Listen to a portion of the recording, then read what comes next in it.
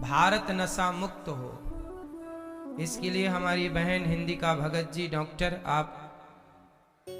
आप सभी को नशा मुक्त करने के लिए दिन रात कार्य कर रही हैं। एक बार तालियां बजाकर हिंदी का बहन के लिए स्वागत सम्मान के आपने बहन बेटियों की पीड़ा को समझा है। आज हमारे देश में सबसे बुरी चीज क्या है जानते हैं? नशा। घर बर्बाद हो जाते हैं, लोगों की जिंदगियां बर्बाद हो जाती हैं। और उस नशा मुक्ति अभियान के लिए आपका प्रयास अति सराहनीय है। नशा कोई भी हो, शराब का हो, जुए का हो, गांजा का हो, बीड़ी का हो, सारे ही नशे बुरे हैं। मैया पीती हो शराब? नहीं।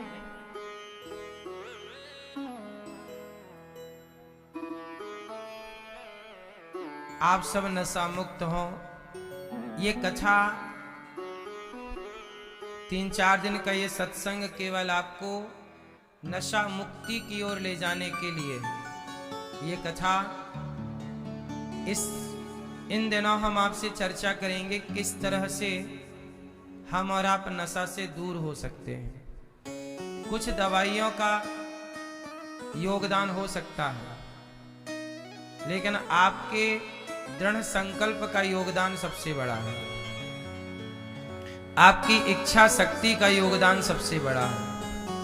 यदि आप चाह लें कि मुझे नशा नहीं करना, तो आप बच जाएंगे।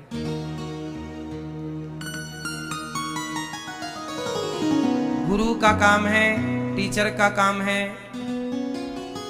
बच्चों को पढ़ाना, समझाना, सिखाना। हम मास्टर पूरी जान लगा के बच्चे को पढ़ाए, पर बच्चा पढ़ना ही ना चाहे, तो कितना भी अच्छा टीचर क्यों ना हो, उसे नहीं पढ़ा सकता। लेकिन थोड़ा सा पढ़ना बच्चा चाहे, अच्छे से मास्टर जी पढ़ाना चाहें, तो दोनों के सहयोग से सब काम हो सकता है।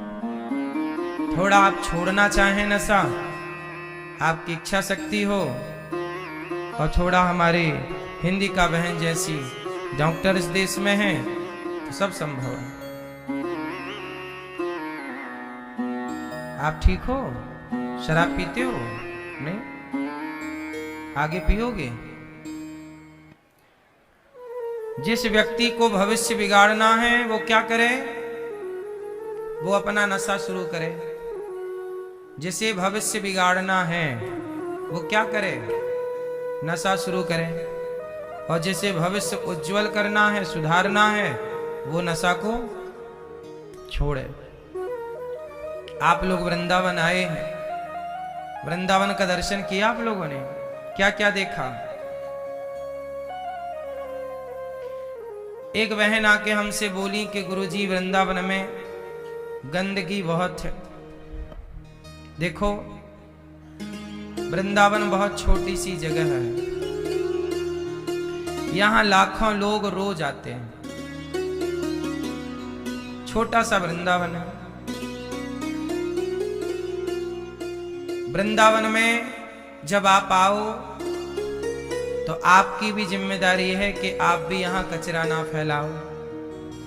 लोग आते हैं, गुटखा खा के थूक देते हैं, बीड़ी पी के, सिगरेट और बीड़ी कहीं भी पी के फेंक देते हैं। इस दृष्टि से तो ये आपकी भी जिम्मेदारी है कि आप इसे साफ सुथरा रखें।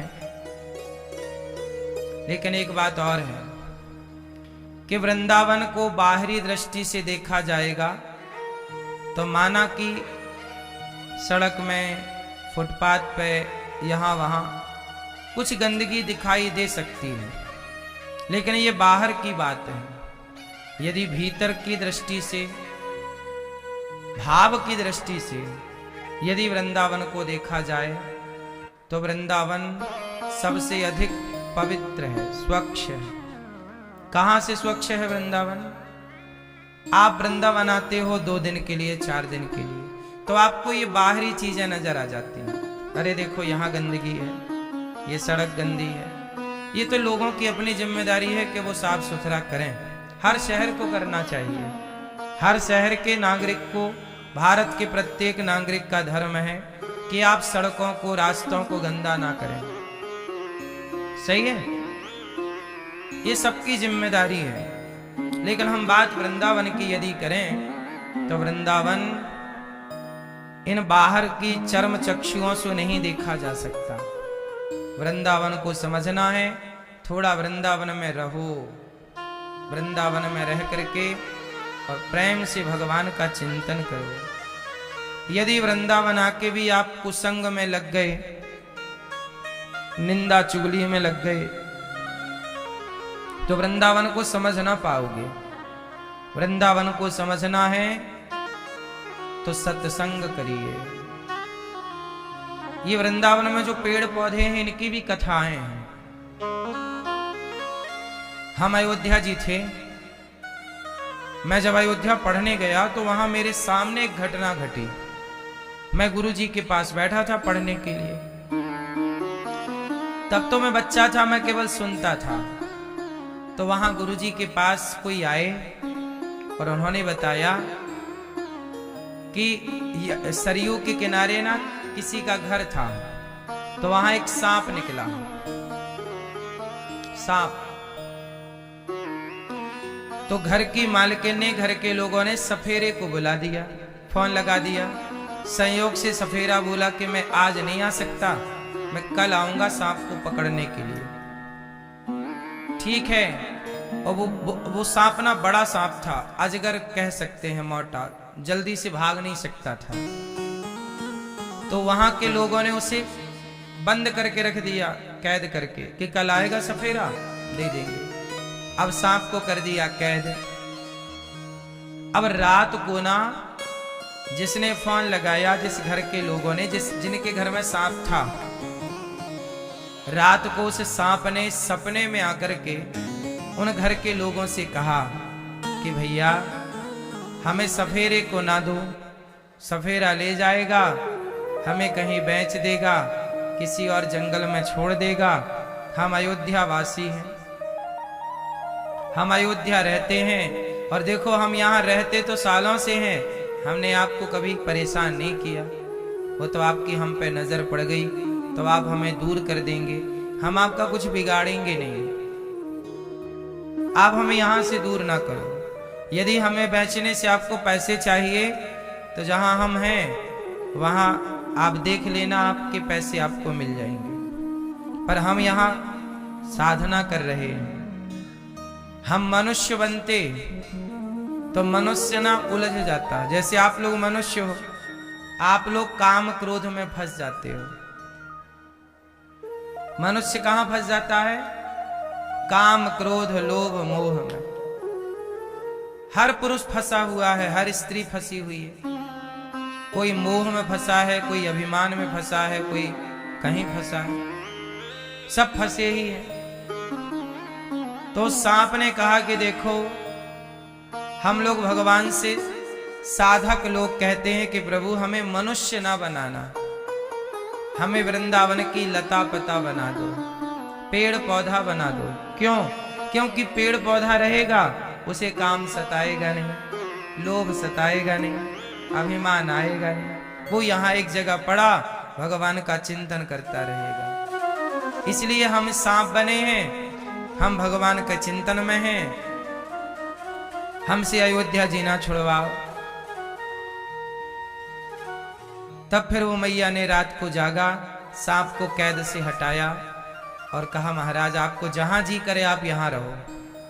सवेरे सफेरा आया तो सही, पर उसे विदा कर दिया। भैया चला गया सांप। चल, जरूरी नहीं है कि आप मनुष्य बने हैं तो आप ईश्वर की साधना में लगे हैं। ये वृंदावन अयोध्या जी धाम में यदि चींटी भी है, कौआ भी है, कुत्ता भी है, वो भी एक साधक है। आपने सुना होगा वृंदावन के वृक्ष को मर्म न जाने कोई, डाल डाल और पात पात में राधे राधे हो। रामचरितमानस में एक वाक्य मैंने पढ़ा था बहुत पहले कि जब राम जी वनवास गए 14 वर्ष के लिए, तो राम जी जब वनवास गए तब आपने देखा होगा जब आप जंगल जाओगे तो जंगल में घास तो होती है रास्तों में। तो जब वनवास राम जी गए और राम जी के पांव जिस जिस घास में पड़े, किस में पड़े? घास। कहते हैं उस घास ने, वो घास भी कोई घास नहीं है, जन्म जन्म के तपस्या करने वाले साधक हैं। भगवान बोले कि मैं जा रहा हूं राम अवतार लेकर, तुम आओगे? तो कोई बोला कि मैं आपकी सेना बनकर आऊंगा, अयोध्या में ये बनकर आऊंगा। तो कुछ ने कहा कि प्रभु जहां जहां आपके चरण पड़ेंगे मैं घास बन जाऊंगा, आप मेरे ऊपर अपने चरण रखना, मैं घास बन के पड़ी रहूंगी। तो राम के चरण जिस घास पर पड़े वो घास का भी पुण्य है। नाथ मोर अति पुण्य बहुता, बहुत बड़ा पुण्य है कि प्रभु के चरण आज मेरे ऊपर पड़े। इसलिए जब उद्धव जी वृंदावन आए और उद्धव जी ने राधा रानी का दर्शन किया और राधा रानी ने कहा उद्धव आप ज्ञान लेकर आए हो पर यहाँ तो प्रेम है। और जब प्रेम में उद्धव जी डूबे तो उद्धव जी जानते हो राधा रानी से क्या बोले? अब हमें वृंदावन से दूर ना करो, क्या बना दो? यहां हमें लता पता बना दो। हमें क्या बना दो? वृंदावन की लता पता बना के। क्यों? बोले यहीं रहेंगे। मनुष्य बनना थोड़ा ठीक नहीं है। क्यों? मनुष्य बनेंगे तो वृंदावन में रह के भी कई बार हमारा मन विषयों में लग जाता है, पर पेड़ पौधे रहेंगे तो कहां लगेगा मन?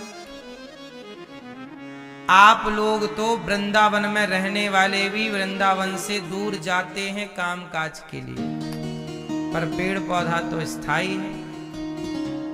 इसलिए ये वृंदावन जो है ये सामान्य दृष्टि का विषय नहीं है।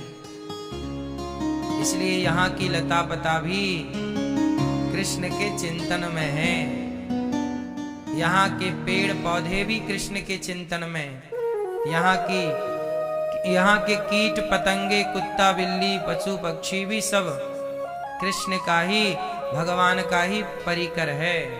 जैसे आप बड़े भाग्यशाली हैं, आप भारत में 140 करोड़ लोग हैं। 140 करोड़ लोगों में आप कितने भाग्यशाली हैं कि आप वृंदावन आए। ऐसे चींटियां कितनी हैं, उन चींटियों में वो चींटी कितनी भाग्यशाली है जो वृंदावन में है।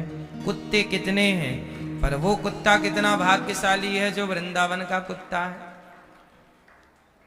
पेड़ पौधे तो हर जगह हैं, पर वो पेड़ पौधे कितने भाग्यशाली हैं जो वृंदावन के हैं। मक्खी तो हर जगह है, पर वो मक्खी कितनी भाग्यशाली है जो धाम में है।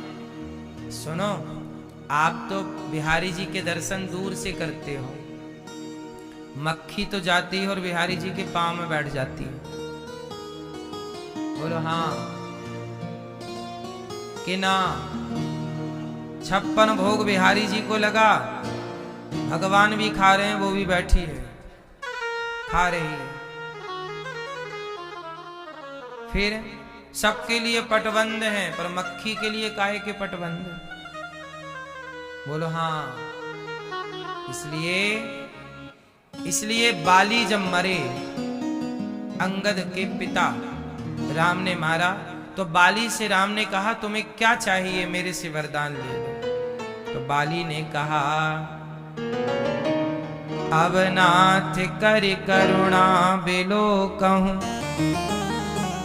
देहु जो वर मांगहूं, जेहि योनि जन्महूं, कर्म बस तहाँ राम पद अनुराग। जेहि योनि जन्महु कर्म बसता।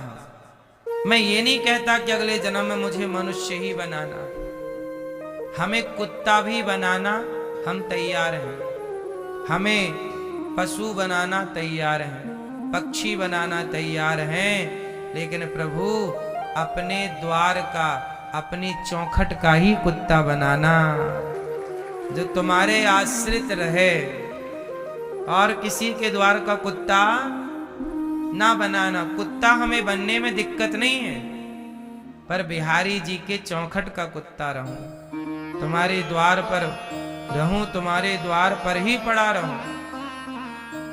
इसलिए मेरी मां, नाली का कीड़ा भी बनूं। पुराणों में जब पुराणों की टीका की गई ऋषियों के द्वारा, तो संतों ने अपने भाव लिखे कि मैं ये नहीं कहता कि मुझे नाली का कीड़ा मत बनाना, मुझे तो प्रभु आप नाली का कीड़ा बना देना, पर उस नाली का कीड़ा बनाना जिस नाली में आपके स्नान का जल, आपके भक्तों का, आपके प्रसाद को, जब भक्त जन आपका प्रसाद पाते हैं तो प्रसाद पाके भक्त लोग हाथ नहीं धुलते, साधु संत, तो जिस नाली से आपका या आपके भक्तों का जूठन गुजरता हो, जूठ खाने के बाद हाथ धुलने का पानी गुजरता हो, उस नाली का कीड़ा बना देना। हम ये थोड़ी कहते हैं कि हमें मनुष्य ही बनाओ, नहीं, भगवान पर कोई भार नहीं बनना चाहते हम अपनी शर्तें नहीं रखना चाहते। जहां हम अपनी शर्त रख देते हैं ना, वहां प्रेम नहीं होता, वहां व्यापार हो जाता है। हम ये नहीं कहते कि बिहारी जी हमें ये दे दो, नहीं, हम आपसे क्यों कहेंगे, हम तो आपके नौकर हैं, और नौकर कभी मालिक को आदेश नहीं करता, नौकर तो सदा आदेश का पालन करता है। हम भगवान से ये नहीं कहेंगे कि प्रभु हमें ये दे दीजिए, नहीं प्रभु, हम आपके दास हैं, आपके आश्रित हैं, जो आप देंगे हमें वो स्वीकार है। हमें आप कुत्ता योनि देंगे, मनुष्य योनि देंगे, महल देंगे, झोपड़ी देंगे, अमीरी देंगे, गरीबी देंगे, हमें वो पसंद है, क्योंकि हम नौकर हैं, और नौकर का ये अधिकार नहीं है कि वो मालिक को आदेश करे। अच्छा एक बात बताओ, भरत जी चित्रकूट आए, राम को लेने आए थे कि नहीं? बोलो हाँ, आए। तो राम को लेने आए थे तो लेकर गए क्यों नहीं? आप कहोगे कि राम जी गए नहीं ना, राम जी ने कह दिया कि भरत मैं तेरा हूं, तेरे प्रेम में बिक चुका हूं, तूने मेरे से इतना प्रेम किया, मैं तेरे प्रेम में बिक गया हूं भरत, अब तू जो कहेगा मैं करूंगा, तू कहे तो मैं चलूं, तू कहे तो मैं ना चलूं। अब निर्णय किसके हाथ में हो गया? भरत जी के। और जब भरत जी के पक्ष में निर्णय चला गया तो भरत जी ने ये क्यों नहीं कहा कि चलो अयोध्या, ये क्यों कहा कि चरण पादुका ही दे दो? भरत जी ये कह देते कि चलो मैं कहता हूं चलो, भरत जी ने कहा नहीं, मैं आपका दास हूं। और दास स्वामी भगवान ने पहले अपनी पूरी बात रखी। पूरी बात क्या रखी कि देख भरत, मेरे पिता की मृत्यु हो चुकी है, यदि मैं अब वापस गया अयोध्या तो मेरा मरा हुआ पिता क्या सोचेगा? वाह राम, जब तक मैं जिंदा था मैं चिल्लाता रहा राम मत जाओ, राम मत जाओ, राम 7 दिन बाद आ जाना, 14 दिन बाद आ जाना, मुझे छोड़ के ना जाओ, मैं मर जाऊंगा। जब तक बाप जिंदा था तो बाप की तो राम ने सुनी नहीं, और बाप मर गया तो तुरंत वापिस अयोध्या जी आ गए। तो तुम ही बताओ भरत, क्या हमारे पिता और जगत हमें सही ठहराएगा? हम वापस चले गए तो लोग क्या कहेंगे कि जब भगवान ने अपने पिता की आज्ञा का पालन नहीं किया तो सामान्य लोग कौन सी आज्ञा का पालन करेंगे? फिर भी भरत देख, मैंने अपनी सारी बात रख दी, लेकिन इन सारी बातों को अलग कर, लेकिन भरत मैं तुम्हारे प्रेम के आगे नतमस्तक हूं। तुम्हारे प्रेम ने मुझे जीत लिया है। अब तुम जो कहोगे, समाज मुझे अपमान दे, सम्मान दे, अच्छा कहे, बुरा कहे, मैं इसकी परवाह नहीं करता। अब मेरा भरत जो कहेगा मैं वो करूंगा। तब भरत जी ने कहा ठीक है, आप अपनी पादुका दे दीजिए। भरत जी ने क्यों नहीं कहा कि चलो? भरत जी कहते हैं कि स्वामी आप स्वामी, मैं आपका दास हूं, और दास का अधिकार स्वामी की आज्ञा का उल्लंघन करना नहीं है। यदि स्वामी का मन वनवास में रहने का है तो दास वही स्वीकार करेगा। यदि मैं जबरदस्ती अपने अधिकार वश आपको अयोध्या जी ले जाऊं तो मैं प्रेमी कहां हूं? मैं तो स्वार्थी हो गया ना। और प्रेम यही है, सामने वाले की प्रसन्नता में प्रसन्न रहना ही प्रेम है। हम आपको अपने हिसाब से चलाएं ये प्रेम नहीं है, आपके हिसाब से चलें ये प्रेम है। आपको अपनी शर्तों में बांध दें ये प्रेम नहीं है, आपकी शर्तों में बंध जाएं ये प्रेम है। आजकल का व्यक्ति क्या करता है? भगवान को अपनी शर्तों में बांध लेता है। हे भगवान, हमारा काम हो जाएगा, हम 1.25 किलो लड्डू चढ़ाएंगे। 1.25 किलो लड्डू भी कब चढ़ाएंगे? जब काम हो जाएगा। तो आपने तो अपनी शर्तों में बांध लिया। ये प्रेम नहीं है, ये बिजनेस है, ये व्यापार है। भगवान से व्यापार ना करो। संसार बैठा है ना व्यापार के लिए, संसार से खूब व्यापार करो। जगत से व्यापार करना चाहिए, पर भगवान से प्यार करना चाहिए। लेकिन उल्टा है, लोग भगवान से करते हैं व्यापार और भक्त संसार से करते हैं प्यार। हम लोग, ये दास अनिरुद्ध में अपनी बात कहूं, मैं कभी भगवान को मजबूर नहीं करता कि मुझे ये चाहिए। आपकी मर्जी हो तो आप जानो। प्रार्थना कभी कोई बात है तो निवेदित कर देता हूं कि प्रभु मन ये कह रहा है, आपका मन हो तो आप देखो, मन नहीं है तो आप जानो। हम कोई भगवान को, आजकल तो लोग तनिक पूजा पाठ कर लें, तनिक भगवान का चिंतन कर लें, साधक बन जाएं, भक्त बन जाएं, तो वो 16 सोमवार का व्रत करने के बाद 17वें सोमवार को तो मैया पहुंच जाती है हिसाब करने। चलो महाराज अब हिसाब करो, हमारी बहू को तो बेटा ही होना चाहिए, नहीं होगा तो हमारी तुम्हारी कट्टी। फिर बात नहीं करेंगे। एक सज्जन बोले हम तो पहले बहुत पूजा करते थे, अब नहीं करते। क्यों? पहले पूजा करते थे, अब नहीं करते। क्यों?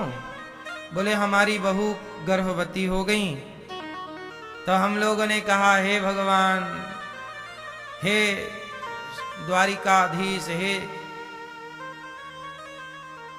देवी वैष्णवी मैया, हमारी बहू को बेटा ही हो। हम लोगों ने खूब जोत जलाई, पूजा की, कीर्तन किया, पर हमारे यहाँ ना बेटी हो गई। मांगा क्या था? बेटा, और हो क्या गई? तो पहले ज्यादा श्रद्धा थी भगवान में, अब श्रद्धा नहीं है। अच्छा एक बात बताओ, ऐसा होता है ना समाज में, पहले भगवान के प्रति लोग ज्यादा श्रद्धावान होते हैं, पर कोई डिमांड रख देते हैं और वो डिमांड पूरी नहीं होती तो उनकी श्रद्धाएं कम हो जाती हैं। क्यों? क्योंकि आपने भगवान, भक्त और भगवान के बीच में ना कोई दीवार नहीं होनी चाहिए। भक्त और भगवान के बीच में क्या नहीं होनी चाहिए? कोई दीवार, कोई पर्दा नहीं होना चाहिए। बिहारी जी में पर्दा लग जाता है तो आप हटने का इंतजार करते हो, कब हटे ये पर्दा। भक्त और भगवान के बीच में कुछ हो ना, लेकिन आप लोगों ने भक्त और भगवान के बीच में एक स्वार्थ की दीवार खड़ी कर रखी है। कौन सी दीवार? स्वार्थ की, कि हमें बेटा चाहिए था, बेटा हो जाएगा तो भगवान अच्छे हैं, और बेटी हो गई तो भगवान बुरे हैं, भगवान अच्छे। आप लोग अपने चश्मे से देखने लग गए हैं, स्वार्थ के चश्मे से देखने लग गए हैं, जबकि भगवान कैसे हैं?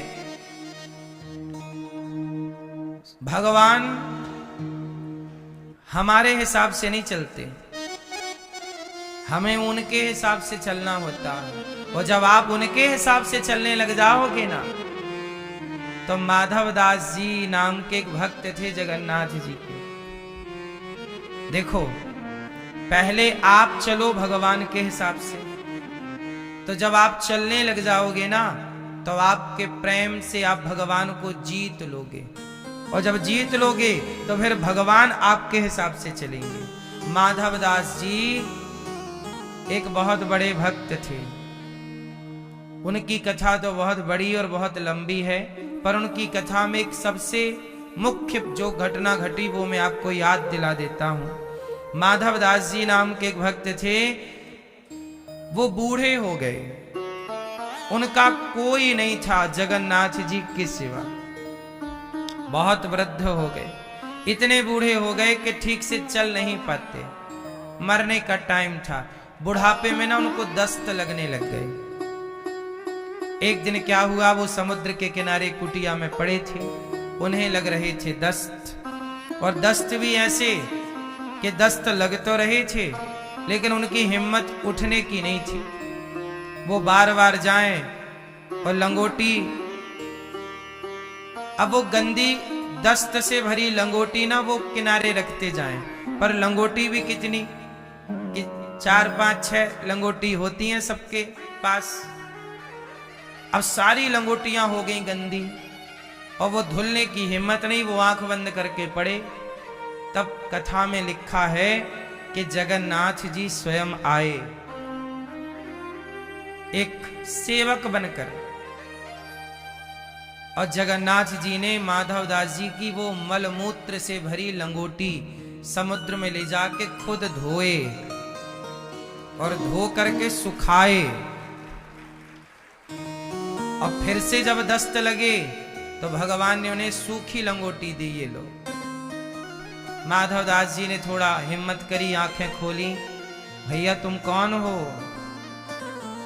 माधव दास जी ने ध्यान से देखा, ये तो भगवान है। चरणों में गिर पड़े, हे जगन्नाथ जी आप क्या कर रहे हैं? आप मेरी लंगोटी साफ कर रहे हैं? हे प्रभु आपने तो मुझे पापी बना दिया। जगन्नाथ जी बोले, माधव ये बताओ तुम्हारा हमारे सिवा कोई है? माधव दास जी बोले, प्रभु हमारा तो आपके सिवा कोई नहीं। याद रखिएगा, आपके पास ऑप्शन बहुत होते हैं, इसलिए भगवान खड़े रहते हैं। ऑप्शन है ना, वो है वो है वो है, लेकिन जहां ऑप्शन नहीं होता ना, वहां भगवान स्वयं माधव दास जी की लंगोटी धो रहे हैं, भक्त की सेवा कर रहे हैं। कितनी सेवा भक्तों की भगवान ने की, कथाएं बड़ी प्रसिद्ध हैं। हम आपको बस ये कह रहे हैं कि यदि आपने भगवान के चरणों में समर्पण कर दिया, आपने अपने आप को भगवान के हवाले कर दिया, तो फिर भगवान भी अपने आप को आपके हवाले कर देते हैं। तू मेरा हो जा, मैं तेरा हो जा। मैं राम जी का और राम जी, हाँ हम राम जी के राम जी हमारे हैं, हम राम जी के राम जी हमारे। हम एक बार उनके हो जाएं तो वो हमारे हो जाएं। अब हम लोग क्या करते हैं, हम उनके होते नहीं हैं, बस उनसे डिमांड करते रहते, ये दे दो ये दे दो। भगवान सर्वांतर्यामी है, सब कुछ देखने वाले हैं, सब कुछ जानने वाले हैं। भगवान है मेरी माँ। इसलिए आपसे कहूं कि भगवान के बन जाओ और उनकी मर्जी में अपनी मर्जी मिला दो, अपने को सौंप दो उनके चरणों में, डाल दो अपने आप को। हनुमान जी कौन है? बोलो मेरी मां। हनुमान जी ने क्या किया? हनुमान जी ने बस अपने को तिनका समझकर, मैं कौन हूं? एक तिनका। हनुमान जी ने अपने को तिनका समझा, आप भी समझो अपने को। और तिनका समझ के हनुमान जी ने अपने आप को राम के चरणों में डाल दिया, बस डाल दिया। अब हनुमान जी किसके हो गए? बोलो, राम के हो गए। और जब राम के हुए तो हनुमान जी की सारे काम, हनुमान जी की ताकत कौन बना?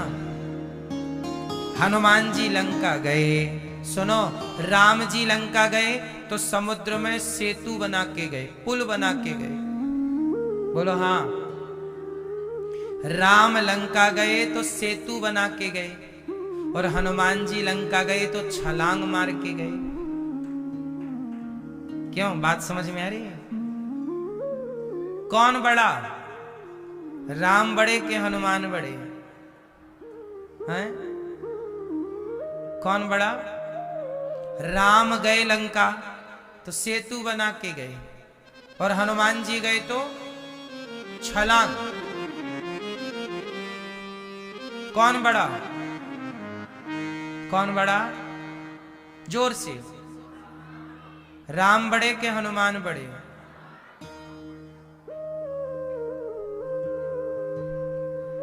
हनुमान जी को जैसे पिता अपने पुत्र को अपने से बड़ा बनाना चाहता है, जैसे पिता, हर पिता चाहेगा कि मेरा बेटा मेरे से आगे रहे, एक कदम आगे, मेरी पढ़ाई लिखाई से आगे रहे, मेरे मान सम्मान से उसका एक कदम मान सम्मान ज्यादा हो, मैंने जितना धन वैभव कमाया उससे एक कदम मेरा पुत्र आगे हो। हर पिता की यही कामना होती है कि मेरा बेटा मेरे से एक कदम, चार कदम आगे हो। जैसे पिता की इच्छा है कि मेरा पुत्र मेरे से आगे हो, ऐसे भगवान की इच्छा है कि मेरा भक्त मेरे से आगे हो। इसलिए राम गए सेतु बनाकर और हनुमान जी गए छलांग लगाकर। जिनका भक्त छलांग लगा के पार कर लेता है, प्रभु मुद्रिका मेली मुख माही जलधि लांघ गए।